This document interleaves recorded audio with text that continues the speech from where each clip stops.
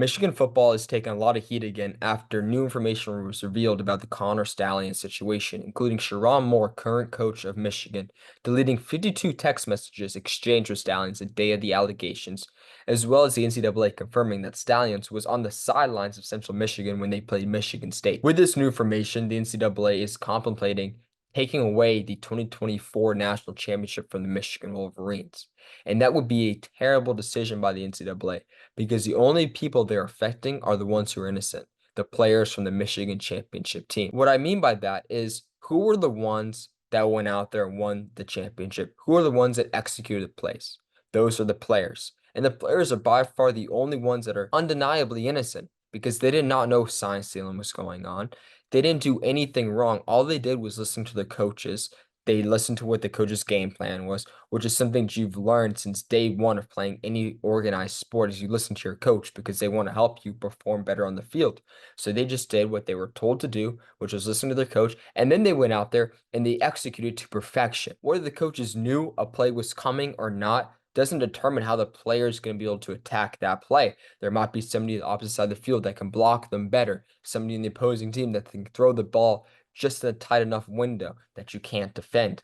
But the players executed the game plan to perfection and they knew their role. On top of that, in the games that matter most, no sign stealing was evident. No sign stealing occurred because it was caught early on in the season. So it's not like sign stealing was involved in the Penn State, Alabama, Washington, Ohio State football games. That was just the players going out there and being amazing and destroying the other opponents. And on top of that, again, you don't harm the ones that are actually at fault here. The coaches and the university are the two entities that should be punished if anyone's punished at all. And by revoking a title, nothing happens to them. The coach's legacy remains intact. You remember every coach that's ever coached Michigan football team because they're a historic program. Since I've been alive, I commonly know just who the coaches were. Right now, Sherrone Moore, Jim Harbaugh before, Brady Hoke, Rich Rodriguez, and the years before that, Lloyd Carr. There's not many of them around. If you coach a great university, you will be remembered whether you're bad, good, or just mid. The university itself already collected their big checks of revenue from going to the national championship and from the regular season money. They aren't being harmed in this situation. They got their big payday, just like the coaches have already done. They got their big contracts and they got all their money. The only ones, again, that would be harmed would be the players because their legacies would be affected. There's been numerous players since I've been alive on Michigan football team. There's been, 85 carried on a roster? I'll be honest, I can't name every single player from every single year on Michigan. I can't name every single player from every single year on Alabama, but you can name the third string and the fourth string players on the championship teams. So by revoking the 2024 titles, it tarnishes the player's legacy because at the end of the day, they won't be remembered. The top dogs will, right? Everyone remembers Aiden Hutchinson from back in the day. Everyone remembered Junior Colson or J.J. McCarthy or Blake Corum from this year. Heck, I remember Jabril Peppers, Tariq Black, Donovan Peoples-Jones. But that's not a lot of players in retrospect when Jim Harbaugh's been there for 8 years. So the only ones you're harming are the ones that didn't do anything wrong. And again, let's not treat this situation like it was anything that bad in terms of comparability.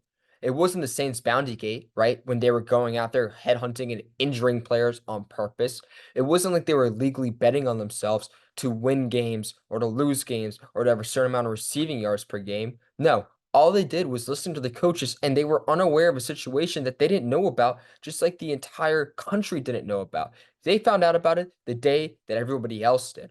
So why harm them? And again, just to reiterate, it harms their legacy. And it's not like the games that sign stealing was involved, again, not justifying it, but just being honest with everybody, it's not like the games that the sign stealing was involved and connected to, like the Michigan State game, was up in the air for any reason. Like they weren't the good teams. Michigan was going to beat Michigan State by 50 points with or without sign stealing. They're beating UNLV by 50 points with or without sign stealing. The games where it could have been a toss-up later on in the year, there was no sign stealing involved. At the end of the day, the NCAA is going to come to a conclusion about what's next with Michigan football and who potentially is going to get punished. But the one decision they should not make is revoking the 2024 national championship for Michigan because the only people they're affecting and punishing are the players, and the players are the only ones who are innocent in this situation. You guys let me know your thoughts on what should happen with Michigan football and what the NCAA's verdict should be. I'm excited to hear your thoughts, and please don't forget to like and subscribe. Thank you again for watching.